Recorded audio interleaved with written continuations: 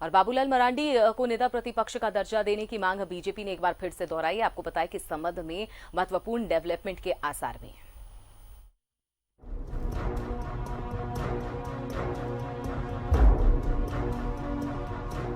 झारखंड में बीजेपी सबसे बड़ी विपक्षी पार्टी है।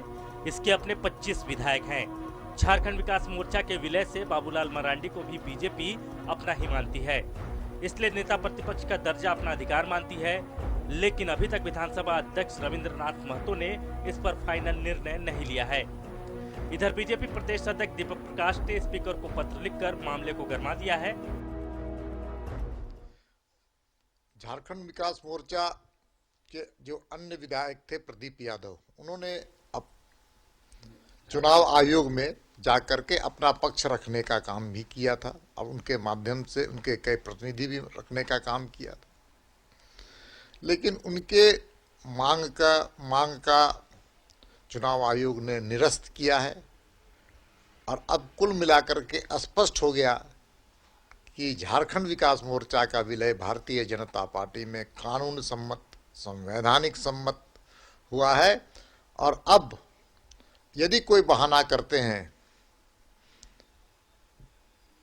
स्पीकर महोदय, तो इसका मतलब है स्पष्ट रूप से वो किसी न किसी दलीय आधार से बंधे हुए नजर आएंगे।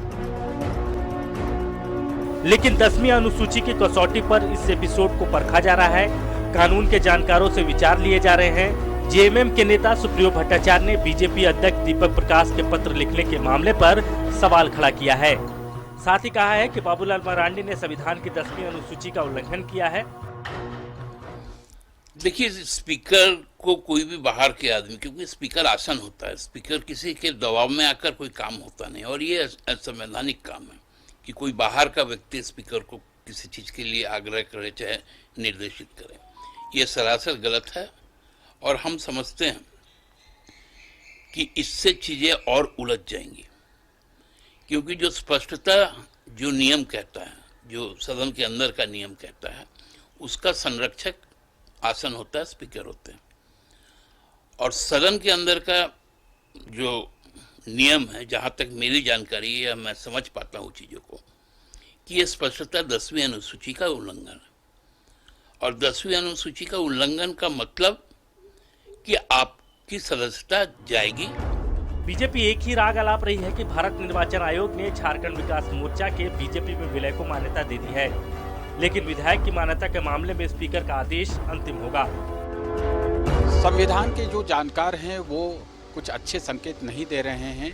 यानी ये लगता है कि भारतीय जनता पार्टी को शायद कोई और नेता चुनना पड़ सकता है। वैसे स्पीकर कोर्ट का फैसला अंतिम होगा।